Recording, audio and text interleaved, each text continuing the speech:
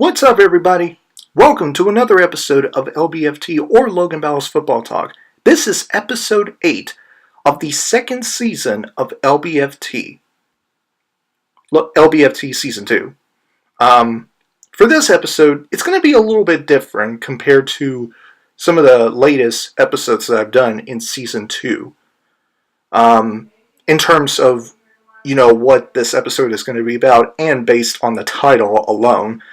The title of this episode that you guys are looking at right now. This episode is going to be different because for this episode, we are going to be talking about not just one NFL game, unlike some of the latest episodes I've done where I talked about just one NFL game. In this episode, I'm just going to be talking about more than one NFL game, and I will explain why. I will be doing this is my first ever recap episode of LBFT. This is the first episode of LBFT I have done where I do a recap of a whole, NFL or college football week. Having to talk about multiple football games. Whether it's college football or NFL. But in this second season of LBFT, I'm mostly going to be talking about NFL or NFL games. So for this episode, I will be recapping Week 6, particularly 3 matchups in Week 6. And the 3 matches the 3 football games that I will be talking about in this episode are what I personally think are what turn Week 6 into what I would call the comeback week. And I will explain why I call Week 6 the comeback week. It had something to do with, like I said, the 3 games I'm about to talk about in this episode. A team making a comeback after not performing very well in the first half to an opponent team. An opponent team doing so well in the first half, and then the other team doing well in the second half. That's pretty much a comeback, and that's one of the reasons I will be talking about the 3 matches that I will be getting into in this episode, because there were 3 comeback games that have happened in Week 6 that made made Week 6 turned Week 6 into the comeback week. And the first matchup, the first NFL matchup that I will be talking about is the Atlanta Falcons and the Tampa Bay Buccaneers game. Week 6. Let's talk about, the Tampa Bay Buccaneers. Starting with Jameis Winston. He passes the ball 31. He passed the ball 31 out of 40 completed all attempts. Completed 31 out of 40 passing attempts. He passed the ball nearly 400 passing yards. Made 4 touchdown passes. Gave the ball away twice. 2 interceptions, and has completed 73.2% of his passes. Or made a completion of 73.2, and has a QBR of 15.4, which is an impressive QBR if you think about it, and a pretty solid completion percentage he had in this game against the Falcons. He was pretty impressive. I was so happy to see Jameis Winston starting for the Tampa Bay Buccaneers, being the starting quarterback in this game. I was very happy. As a huge fan of Jameis Winston, I was very happy to see him play. Finally. A lot of people were not very happy. Some people, I should say, were not very happy to see Jameis Winston play, but I was happy to see him play. Nevertheless, Peyton Barber, he was fine, I guess. He had made 13 carries, 82 rushing yards, rushed for an average of 6.3 yards. He was all right. Adam Humphries, however, even though he made had 3 receptions, he received the ball in 82 yards in receiving. And he received for an average of 27.3 yards, which is pretty impressive. And Deshaun Jackson, also not a scrub in this game. 4 receptions, 77 receiving yards, received for an average of 19.2 yards. Also impressive.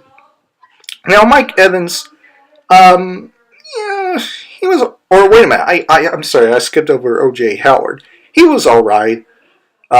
He had one touchdown though, so I guess that counts as a plus. 4 receptions, 62 receiving yards, received an average of 15.5, which is not bad. Mike Evans, 4 receptions, 58 receiving yards, received an average of 14.5, which is also not bad. And Chris Godwin, the last Buccaneer that I will talk about, 6 receptions, 56 receiving yards, 1 touchdown, received an average of 9.3. Like O.J. Howard, he had a touchdown, which I already brought up. So overall, these guys offensively did well, especially Jameis Winston, and Adam Humphries, and Deshaun Jackson, and O.J. Howard, and the rest of the crew. That they did very well offensively. Defensively, they're not very good. The Tampa Bay Buccaneers defense didn't do so well. And not just in terms of giving up points, which is 34 in total, but the way that they let the Atlanta Falcons, led by Matt Ryan, pass the ball and running the football. They didn't do so well at stopping a run and stopping the pass as well. That's something to think about. And speaking of the Atlanta Falcons, Matt Ryan has passed or completed 31 out of 41 passing attempts, 354 passing yards, 3 touchdowns, 0 interceptions, 75.6 in completion percentage, 125.5 in QBR. So he basically outplayed Jameis Winston in this game. He was very impressive.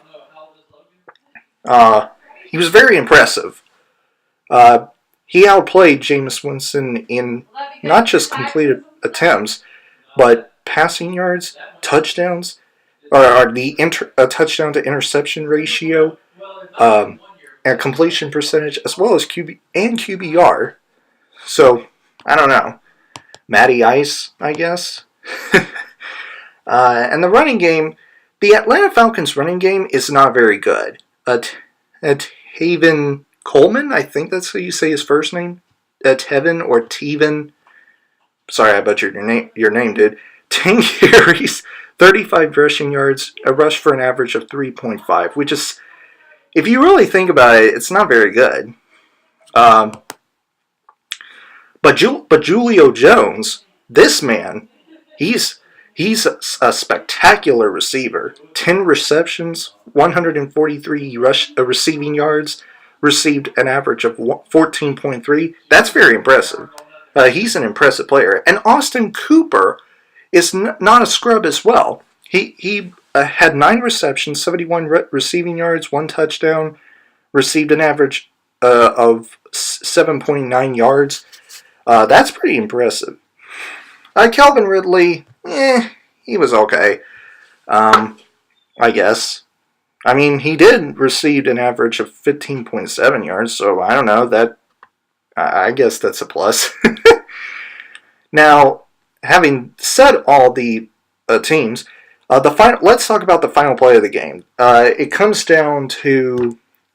down to the Tampa Bay Buccaneers offense, led by my man Jameis Winston, trying to get into the end zone to score a touchdown to win the game. And then the final play of the game, I don't know exactly how they planned that. But that final play that they made in this game, I have no idea what the Tampa Bay Buccaneers were thinking. I have no idea what the hell they were thinking in that final play. It makes no sense to me whatsoever. Makes no sense. I'm not going to explain what just happened. I'll let you guys watch the highlight videos for the Falcons and Buccaneers game. But basically, the Bucs offense were trying to get into the end zone, or trying to make some passes to get to the end zone for a touchdown, and it didn't work out. The execution for the final play didn't work out very well for them, particularly Jameis Winston. He was trying to pass the ball to one of the receivers or tight ends or running backs or whatever, and it didn't work out. And then it was the final play of the game. And the game was over. 34-29. The Falcons have beaten the Tampa Bay Buccaneers. 34-29. That was the final score of the game.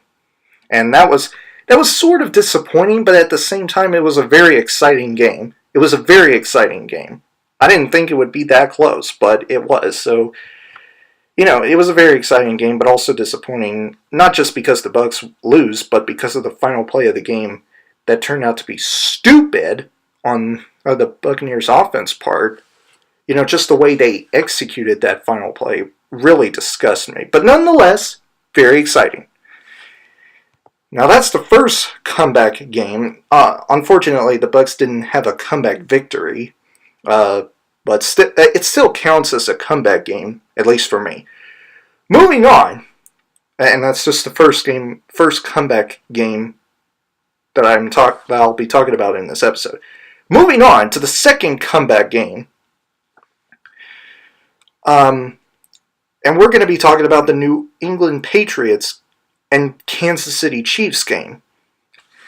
Now, the New England Patriots have beaten the Kansas City Chiefs in a high-scoring game, 43-40, won by a field goal at the end of the game. Let's talk about the Kansas City Chiefs, particularly Patrick Mahomes. He completed 23 out of 36 of his passing attempts, 354 passing yards, 4 touchdowns, 2 interceptions, 63.9 in completion percentage, a 110.0 in QBR, which is very impressive, despite the 2 interceptions he made. And yeah, Patrick Mahomes was very impressive. Even though he had 2 interceptions in the game, he still was very impressive, especially in QBR and passing yards and touchdowns. He was very impressive. But he's not the only impressive part about this game. Tyreek Hill, or mostly Kareem Hunt. I will get into Tyreek Hill, don't you worry. Kansas City Chiefs fans, I will get into Tyreek Hill. But let's talk about Kareem Hunt.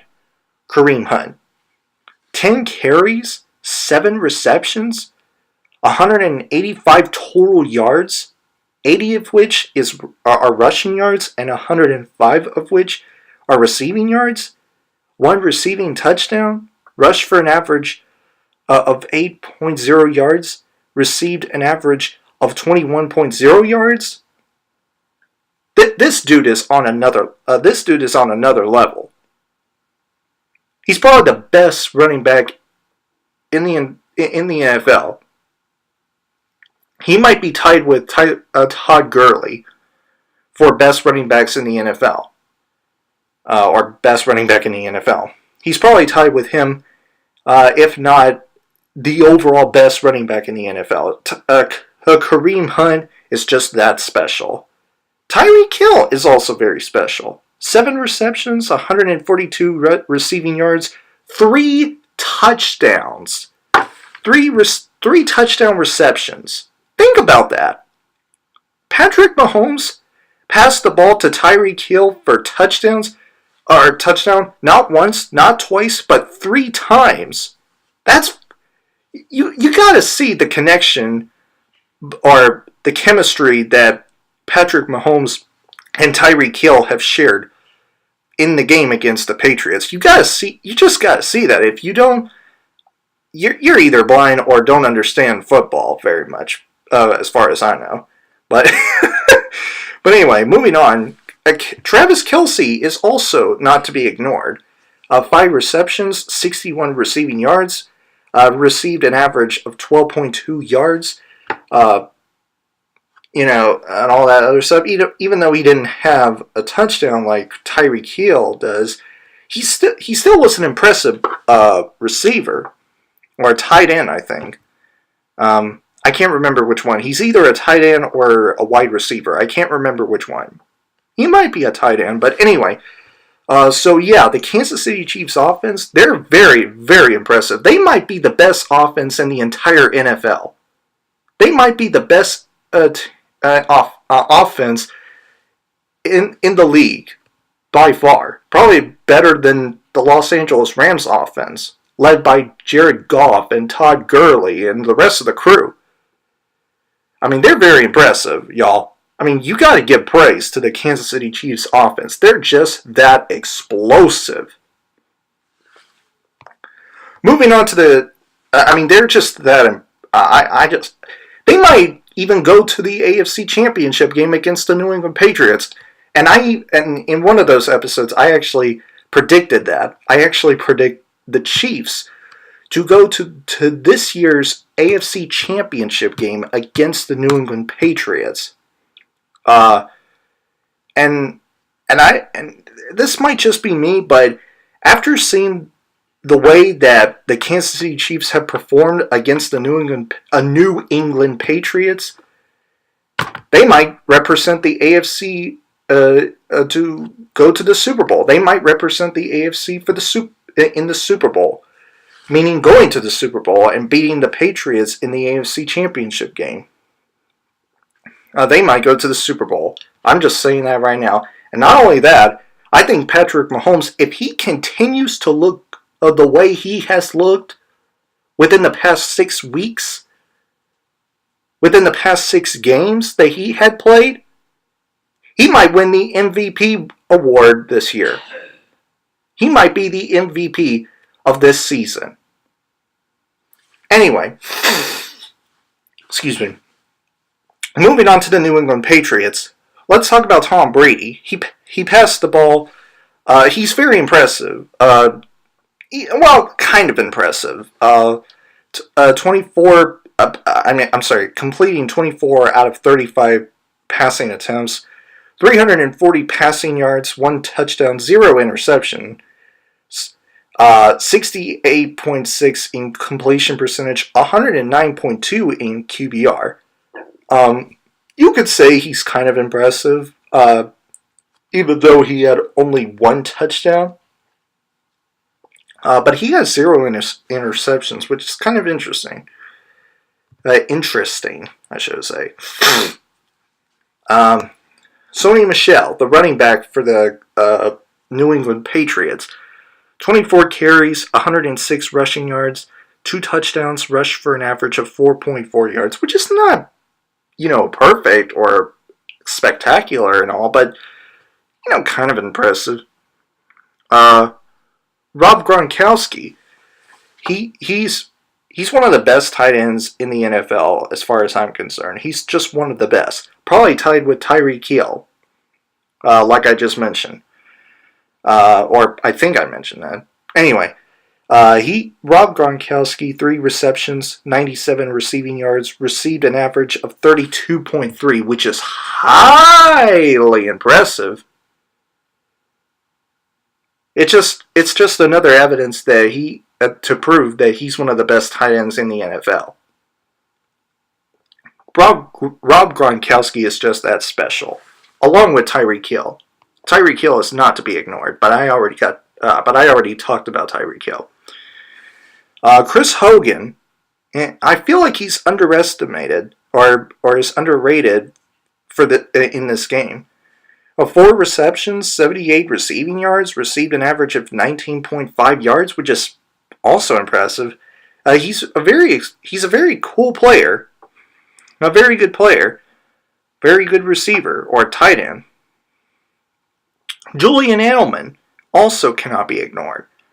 4 receptions, 55 receiving yards, 1 touchdown, received an average of 13.5 yards. That's, it is what it is. He's just pretty good despite not having, an explosive, receiving yards stat, but still impressive.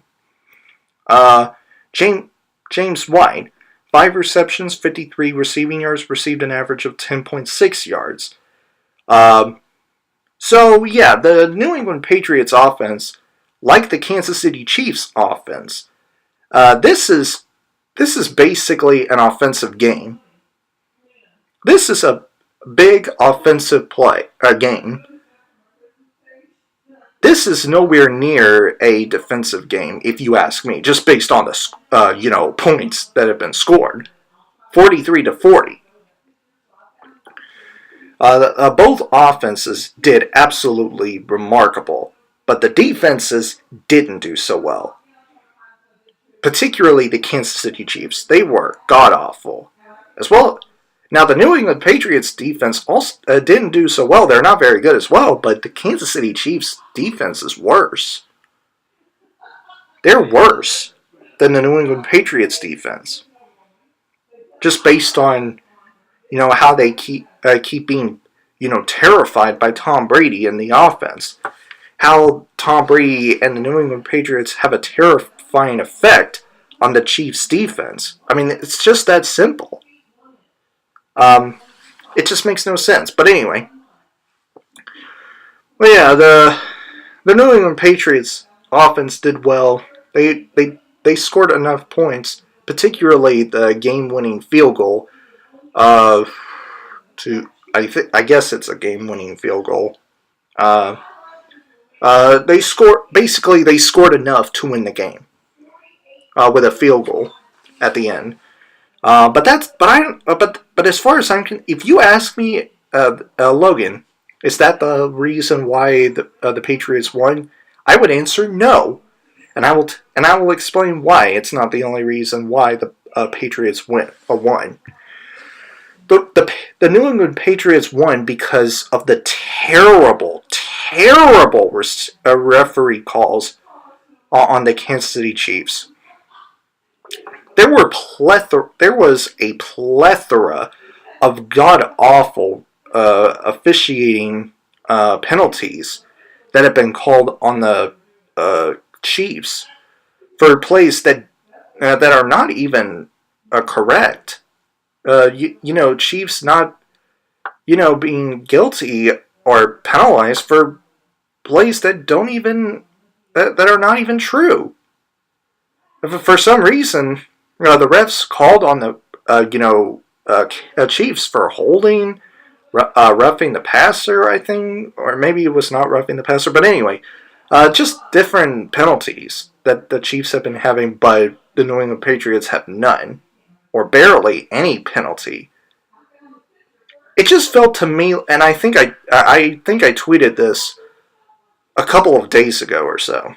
I said it felt to me as if the referees want the Kansas City Chiefs to lose and keep Bill Belichick's 26-0 record against young quarterbacks intact. Are trying to save Bill Belichick's current record against young quarterbacks, 26-0, from being snapped. That's what it felt to me. It might not turn out to be true, but that's the feeling that I got after watching the game. That's just me. I just couldn't believe how many bogus calls that the referees have made against the Chiefs, and they didn't call on a few penalties on the Patriots that should have been called. The holding, the false start, just any other penalties that should have been called on the Patriots by the referees, but they didn't, which is very, very stupid. But anyway, that's my overall reason why the New England Patriots won. It's because of the terrible calls called on, or it's terrible penalties that have been called on the Chiefs. So that's the second comeback game that I already got through. And like the Buccaneers and Falcons game, this is another game, comeback game, that a team has made a comeback but didn't win the comeback game, which is kind of sad if you are a fan of the Chiefs. So, moving on to the last game that I will be talking about in this episode. The Green Bay Packers and the San Francisco 49ers game. The Green Bay Packers, led by my man, the bad man that Aaron Rodgers is, beat the San Francisco 49ers 33-30. Another high-scoring game. Maybe not as maybe not as much of a high-scoring game as the Patriots and Chiefs game, but nonetheless, this was a high-scoring game. Mason Crosby, the kicker for the Green Bay Packers, made a game-winning field goal at the end of the game. Of course, that is the same thing as game-winning field goal. But anyway, let's talk about Aaron Rodgers for a minute or two. Aaron Rodgers completed 25 out of 46 passing attempts, 425 passing yards, 2 touchdowns, 0 interceptions. Had a completion percentage of 54.3, QBR in 100.4. He's just on another level. There were 3 spectacular big plays that he made, and I saw, and I was like, "Yep, that is the Aaron Rodgers that that we are very accustomed to seeing, and why we love him so much, and why we are big fans of Aaron Rodgers." He's just, and I agree with Stephen A. Smith when he said he's the greatest talent at the quarterback position I have ever seen. That's Stephen A. Smith saying that, not me. Stephen A. Smith. He said that, and I agree with him. He is the greatest quarterback of all time, talent-wise. That is. Yes, Tom Brady, 5 Super Bowl victories. Yeah, I get it. He's more accomplished than Aaron Rodgers. I get all that. But talent-wise, Aaron Rodgers is the greatest quarterback of all time. Period. He's the GOAT. Anyway, he's just that impressive last night. Particularly 3 plays big plays he made. 2, I think, are to his passing attempts to Devontae Adams, I think.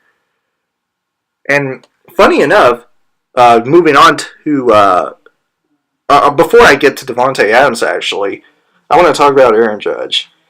He was alright. I mean, he's just not that impressive or that explosive as Aaron Rodgers is. 8 carries, 41 rushing yards, rushed an average of 5.1 yards, which is not that great. He's just fine, I guess. That's my only word for him. He's just fine. But Devontae Adams, though, 8 carries, 10 receptions, 132 receiving yards, 2 touchdown receptions, 2 touchdowns. Received an average of 13.2 yards. Devontae Adams, Aaron Rodgers passing the ball to Devontae Adams 2 times in 2 touchdown passes. I mean, Devontae Adams, he's very underrated in the Green Bay Packers team. You know, a lot of I will admit, I'm one of those people who think that without Aaron Rodgers, the Green Bay Packers are nothing. That they won't reach the playoffs without Aaron Rodgers. I am one of those people, but I got to admit, after seeing what Devontae Adams have delivered, after Aaron Rodgers gave him the ball, 10 times, 2 of which being touchdown receptions, I got to admit he might be the second best player on the Green Bay Packers offense behind Aaron Rodgers, just based on how he performed last night. I mean, yeah, Aaron Rodgers passed the ball, yeah, of course, to Devontae Adams, but Devontae Adams is pretty much underrated in the Green Bay Packers team. people are not giving him credit for what he has done after, delivering the Green Bay Packers 2 touchdown receptions. 2 touchdowns overall. He's just not giving the credit for executing very well after Aaron Rodgers gave him the ball a few times. So, Jimmy Graham, the Seattle Seahawk, a former Seattle Seahawk, 5 receptions, 104 receiving yards, received an average of 20.8 yards. He's not really that bad. He's actually pretty impressive. Now this dude, I don't want to mess up his name because his name is too. I don't know if the word is impronounceable. I don't know if that's even a word, but anyway, his name is difficult for me to announce, particularly his last 2 names, Marquez V.S. Valdez Scantly. There I go, messing up his name. And I apologize. But anyway, he made 3 receptions, 103 receiving yards, received an average of 34.3, which is very impressive. The Green Bay Packers offense, led by Aaron Rodgers, they kind of improved, particularly with Davante Adams and Aaron Rodgers, passing the ball to Davante Adams for the 2 touchdowns that he delivered. Both of them, they seem like the right, duo, the right quarterback-wide receiver duo, particularly in this game. They're just that impressive. Now, let's talk about the San Francisco 49ers. CJ Beathard is Beathard. Is that how you say his last name? I don't know, but anyway, he passed completed 16 out of 23 pass attempts, 245 passing yards, 2 touchdowns, 1 interception, has a completion percentage of 69.6, QBR has a QBR of 115.3. Nice QBR, I would say. Or very great QBR, but anyway. He's kind of a good quarterback, I would say. Kind of a good quarterback. Not a great quarterback, but a good quarterback. This is the first time that I took notice of CJ Beathard. Now, before I did this episode, while I was getting ready to do this episode, I did some research on CJ Beathard, and he was a pretty recent quarterback. I mean, he joined the NFL in 2017, or he got drafted in the NFL in 2017, or last year. So he's not an old quarterback. He's a pretty new quarterback, kind of like Patrick Mahomes. But anyway, the running back for the San Francisco 49ers, Raheem Mostert, 12 carries, 87 rushing yards, rushed an average of 7.2. He's a pretty nice running back, I would say. Marquise Goodwin, 4 receptions, 126 receiving yards, 2 touchdowns, received an average of 31.5 yards. Nice a nice wide receiver, tight end. He's a pretty good player. 2 touchdowns, that's impressive. Kind of like Aaron Rodgers to Davante Adams, 2 touchdown passes / receptions. Anyway, so now, unlike the first 2 comeback games, the Buccaneers-Falcons game and the Chiefs and Patriots game, this is the comeback game where a team that has made a comeback actually had a comeback victory. They actually have a victory in a comeback game in the second half. Aaron Rodgers, within the last minute or less in the game, has to throw the ball, made few passes to get close enough to get a field goal to break the tie at 30.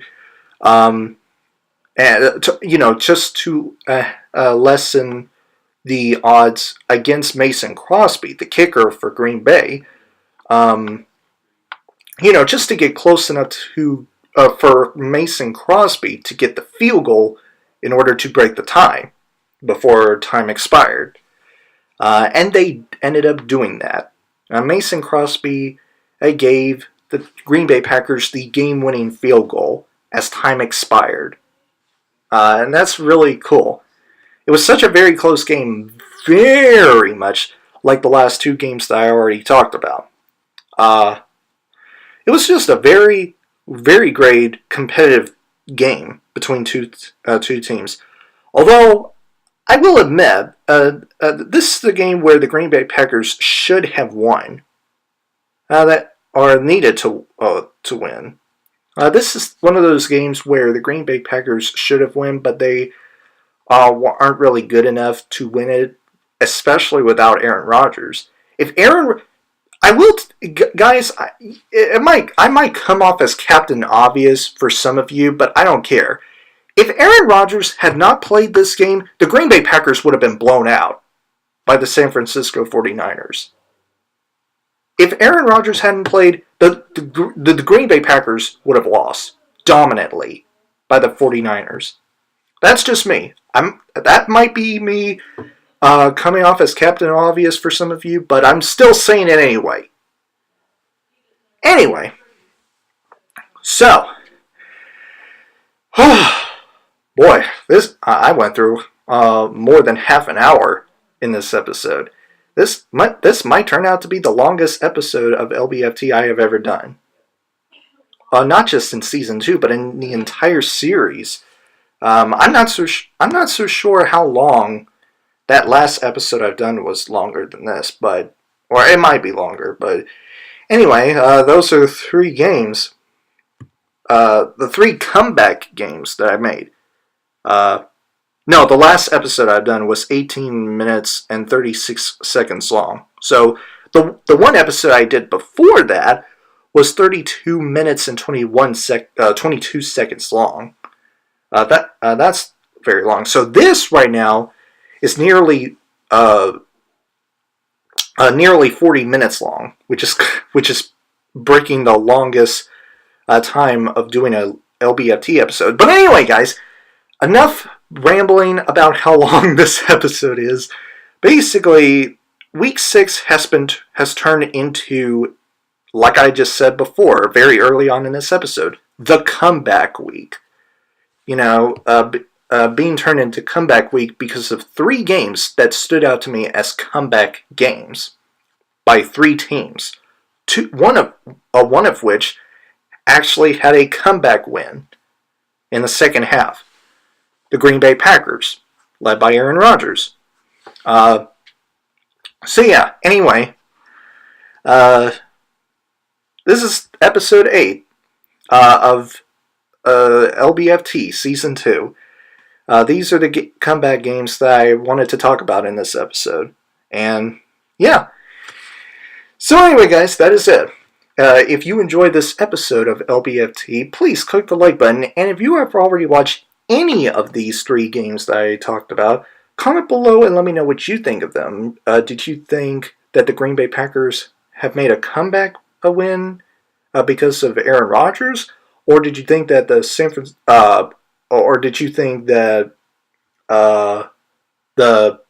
Chiefs got robbed because of the victory that was given to the Patriots, or did you think that the Buccaneers' last play of the game against the Falcons should not have turned out that way? Let me know your thoughts in the comments section below of any of these games, if you have watched any of them, of course. Anyway, if you enjoyed what you've seen here and you want to see future videos from me, please press the subscribe button and turn on the notification bell so that you never miss a video. And I will see you guys in the next video. Have a great week, Battle Squad, and as always, fight the good fight.